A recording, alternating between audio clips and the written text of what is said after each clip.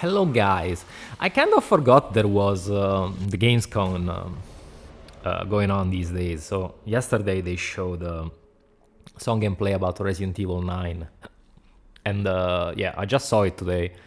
So I wanted to make a small video discussing what they showed, which honestly is not much.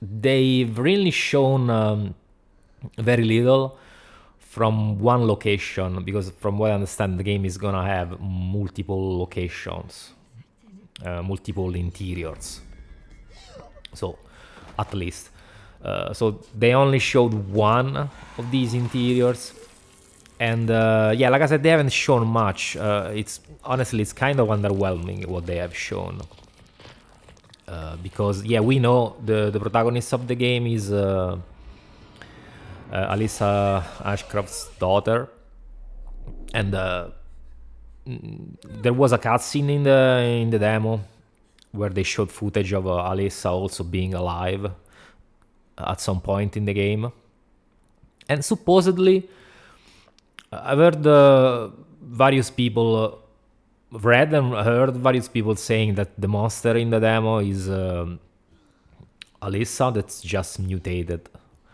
but of course, that's just, I assume that's speculation. Nothing is confirmed, of course. So, in regards to what they've shown, I think it's kind of underwhelming and mediocre, in the sense that there's still, I mean, at least looking at this segment, because you can only judge what you're looking. Looking at this segment, they're still going for a PT aesthetics, let's say. I wanna remind you that PT was like 10 years ago at this point, and they're still trying to go for that kind of feel with the half-lit hallways, the creepy woman lurking around, randomly appearing from the ceiling, and so on. So yeah, the segment doesn't show much. It's just Alyssa going around. Hiding here and there from the stalker monster, which yeah, it's gonna have another stalker. This game is gonna have another stalker monster. That's another trend in these games. There's no combat in the demo shown. The game is obviously gonna have combat because come on, it's Resident Evil. Plus there are bullets in the demo that the character picks up, so of course there's gonna be a gun at some point. Otherwise it wouldn't be Resident Evil. So that's not really an issue. It feels very Alien Isolation from what I've seen. Like there's this big monster trying to catch you and you have to hide. But like I said, these are things that have been done and seen multiple times already, so I don't understand why they always start showing off these sequences, like these stalker monster sequences, because if you remember, in Resident Evil 7, the first thing they showed was Jack Baker, as far as I remember. In Resident Evil 8, the same thing they showed was Lady Dimitrescu, which was also the stalker type of enemy in that game. And here, what's the first thing they're showing is another stalker type enemy. I think at this point it's very overplayed. They should have shown something else. Like, show me who the actual enemies are gonna be. Like, show me the actual combat. Maybe show me like, yeah, a section like this where you have to hide, but also show me a section in which I have to actually engage in the combat. Let me see who the enemies are, the regular enemies are, because this was a thing they also did not show in Resident Evil 7 for a little bit. At first, I really didn't know who they were gonna have as enemies in Resident Evil 7, and then, if I'm not mistaken, they did show them a little bit after, like a few months after. Because, in my opinion, the moment-to-moment combat I mean, the moment-to-moment gameplay, so like the exploration and the encountering enemies and subsequent like confrontation is what makes Resident Evil.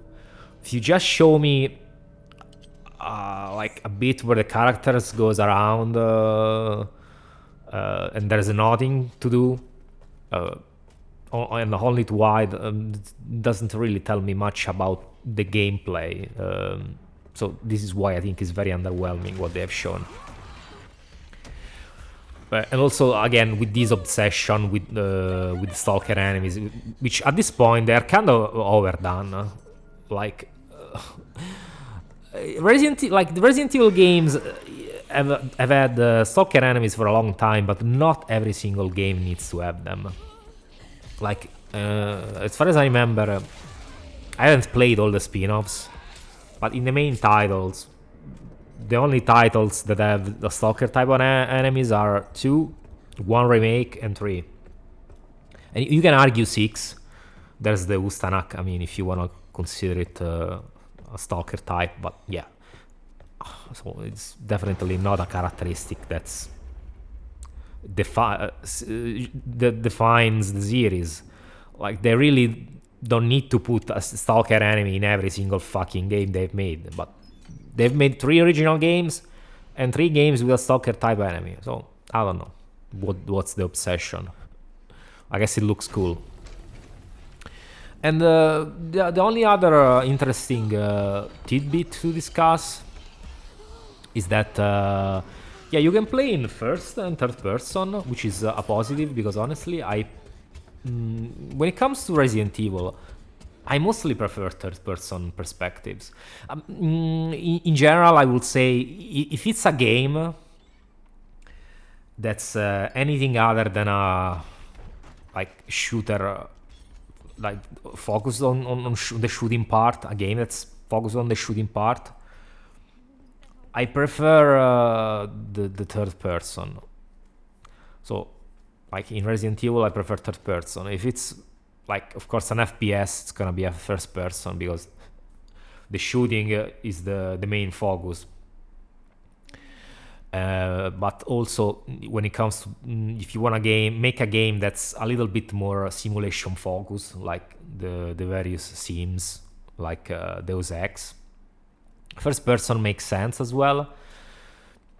But like I said, for Resident Evil, I think third person is slightly better because it allows the character to express themselves a little bit better through their animations, through their physical status, because you can actually see how the character changes through the game, like the damages to the clothes, the stains, the blood, the scars, and so on. All things that you cannot see in first person. But I guess, I mean, it's a matter of preference. If you like first person, it's fine. It can work in a horror game. It can work as well. But from what I've seen, the third person seems to have something a bit more this time, because the character will stumble sometimes on objects when she gets stressed.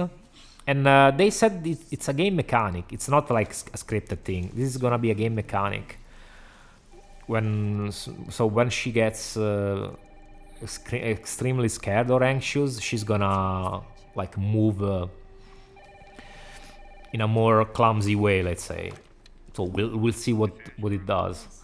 Because if I understand correctly, the monster is faster in first person. The stalker monster is faster in first person because you don't stumble. While in third person it's slightly slower, but you stumble in third person. So there's gotta be something to see with this element, because it's a whole gameplay mechanic that's completely removed from the first person mode. If it's true, assuming this is true. So we'll see. But yeah, I mean, the jury is still out because what did they show? Honestly, nothing. This is kind of, like I said, underwhelming and boring. I want to see the actual moment-to-moment exploration and combat. because stalker enemies are overdone at this point. The PT aesthetics is overdone at this point. Like, we don't need that kind of stuff anymore. I want to see something a little bit more unique, original, or even just something that makes me say, yeah, this is Resident Evil. But hiding around from monsters that try to stalk you, it's not what Resident Evil is about, in my opinion. But yeah, hopefully they'll show something else soon. Something else better soon. And this is it. Like I said, let me know your thoughts, because I'm curious to hear them. And I'll catch you in the next video. Thank you for watching, and bye bye.